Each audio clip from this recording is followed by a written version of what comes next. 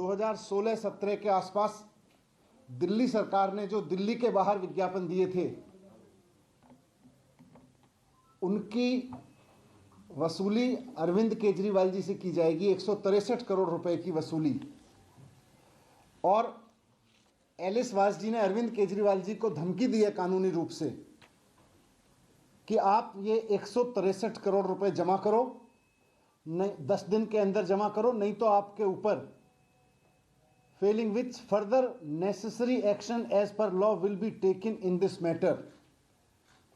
सूचना विभाग की आईएएस अधिकारी एलिस वास जी भारतीय जनता पार्टी के कहने पर अरविंद केजरीवाल जी को धमकी दे रही है कि 10 दिन के अंदर अंदर 163 करोड़ रुपए जमा करो, नहीं तो आपके खिलाफ कार्रवाई की जाएगी।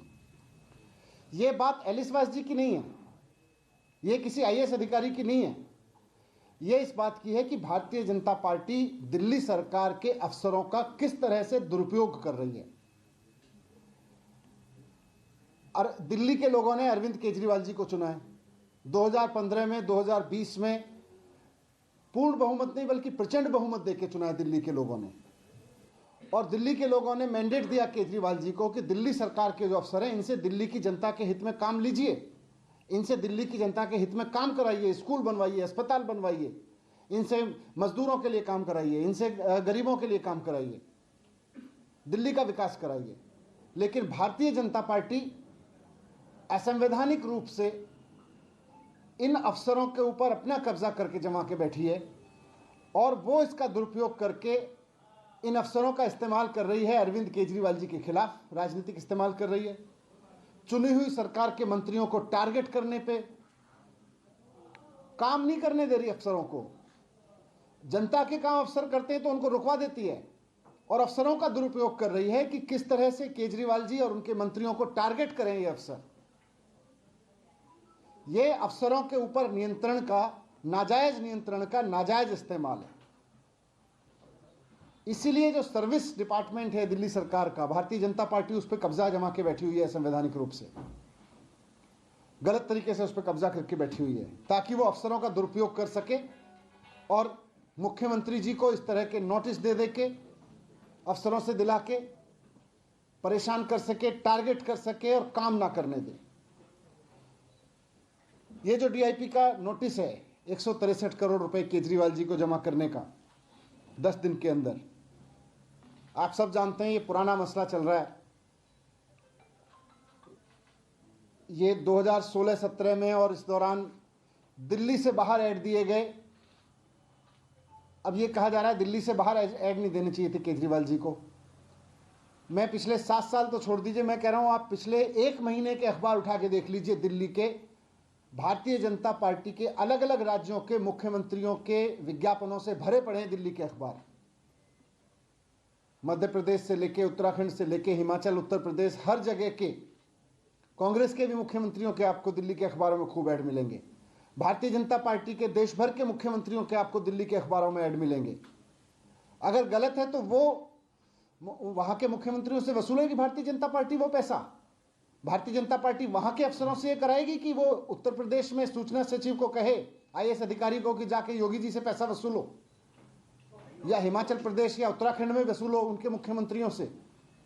ये अफसरों पे कंट्रोल का दुरुपयोग कर रही है भारतीय जनता पार्टी कि अफसरों को मजबूर कर रही है कि वो मुख्यमंत्री जी को इस तरह के नोटिस दें, मंत्रियों को टारगेट करें और काम ना करें, जनता के लिए काम ना करें। केजरीवाल जी चाहते हैं अफसरों को जनता के काम पे लगाएं।